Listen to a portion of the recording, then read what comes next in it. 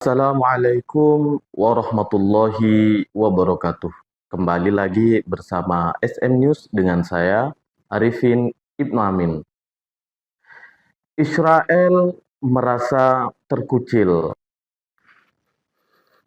Harian terkemuka Israel, Yediot Ahronot, melaporkan bahwa Israel kini tengah menghadapi krisis diplomatik paling serius dalam sejarahnya dan digambarkan sebagai negara yang terkucil secara internasional. Dalam laporan yang terbit Selasa malam 21 Mei, surat kabar itu mengutip pernyataan seorang pejabat Kementerian Luar Negeri Israel yang menggambarkan situasi negaranya sebagai tsunami nyata yang akan semakin memburuk. Kami berada di posisi terburuk yang pernah kami alami. Dunia tidak lagi bersama kami, imbuhnya. Laporan itu merinci sejumlah tekanan yang kini diterima Israel di panggung internasional, menyusul serangan berkelanjutan di jalur Gaza yang banyak disebut sebagai bentuk genosida. Salah satu langkah yang paling menonjol adalah keputusan Inggris untuk menghentikan negosiasi perjanjian perdagangan bebas dengan Israel yang disebut dapat menimbulkan dampak ekonomi serius. Menurut Yediot Ahronot, setelah lebih dari 590 hari sejak perang di Gaza dimulai, posisi diplomatik Israel kini berada di titik nadir. Tiga negara barat terdekat, Inggris, Prancis, dan Kanada telah melayangkan ancaman sanksi jika Israel tetap melanjutkan agresinya. Hanya dalam kurun waktu kurang dari 24 jam setelah ancaman itu, Inggris memutuskan untuk membatalkan negosiasi perjanjian perdagangan bebas, memanggil Duta Besar Israel di London, Zipi Hotovely. Pemanggilan itu untuk diberi teguran resmi serta menjatuhkan sanksi terhadap sejumlah pemukiman Israel. Lebih jauh, Yediot Ahronot menyebut bahwa sikap Amerika Serikat, sekutu utama Israel, juga menunjukkan perubahan. Sumber-sumber di Gedung Putih dikabarkan mulai menunjukkan rasa frustasi terhadap pemerintahan Netanyahu, menyebut bahwa Israel menjadi satu-satunya pihak yang tidak mendorong kesepakatan damai yang komprehensif. Dampak ekonomi yang mengancam. Dalam laporannya, Yediot Ahronot menyoroti potensi dampak ekonomi dari krisis diplomatik ini. Inggris disebut sebagai mitra dagang utama Israel dengan nilai perdagangan mencapai sekitar 9 miliar pound sterling, menjadikannya mitra dagang keempat terbesar bagi Tel Aviv. Perjanjian yang kini ditangguhkan itu sangat vital, terutama sebagai sektor teknologi tinggi dan semula dirancang untuk mencakup sektor-sektor baru yang belum pernah masuk dalam perjanjian perdagangan sebelumnya.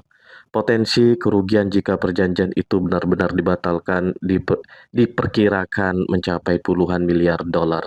Ancaman Uni Eropa untuk membatalkan perjanjian kemitraan pun dinilai belum pernah terjadi sebelumnya. Terkucil di panggung internasional. Di krisis diplomatik ini semakin dalam setelah pernyataan bersama dari ketiga negara besar Barat, Inggris, Prancis, dan Kanada yang menyatakan penentangan terhadap agresi Israel dan mengumumkan niat mereka untuk secara kolektif mengakui negara Palestina.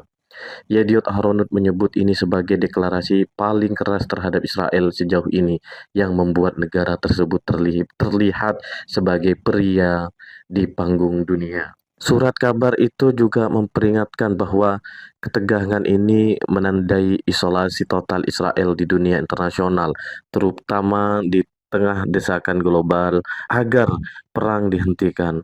Salah satu kekhawatiran utama yang disoroti adalah sikap Amerika Serikat yang selama ini menjadi pembela utama Israel, kini justru mulai menunjukkan sikap diam. Dalam konteks itu, Yediot Ahronot mempertanyakan apakah Washington masih akan menggunakan hak veto di Dewan Keamanan PBB jika muncul resolusi mendesak penghentian perang seperti yang dilakukannya pada masa-masa sebelumnya.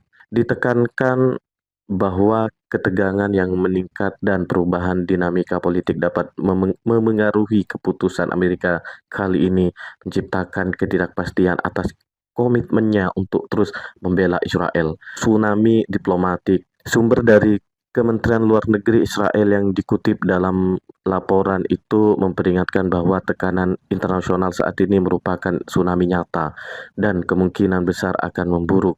Kami belum pernah mengalami situasi seburuk ini.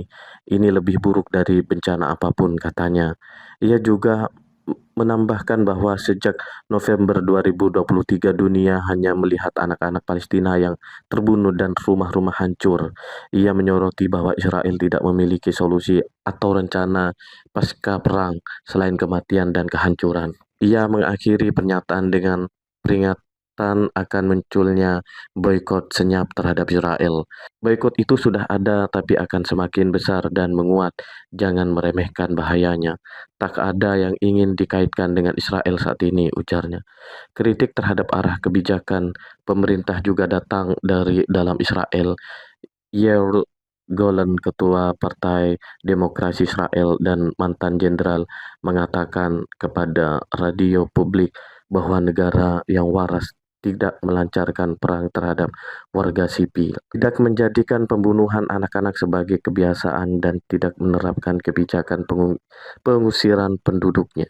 Katanya, sejak 7 Oktober 2023 dengan dukungan militer dan politik dari Amerika Serikat, Israel terus melancarkan serangan intensif ke Gaza. Menurut data otoritas tempat, agresi ini telah menyebabkan lebih dari 175.000 warga Palestina menjadi korban, sebagian besar anak-anak dan perempuan. Lebih dari 11.000 orang dilaporkan hilang dan ratusan ribu lainnya terpaksa mengungsi. Demikian berita yang dapat kami sampaikan.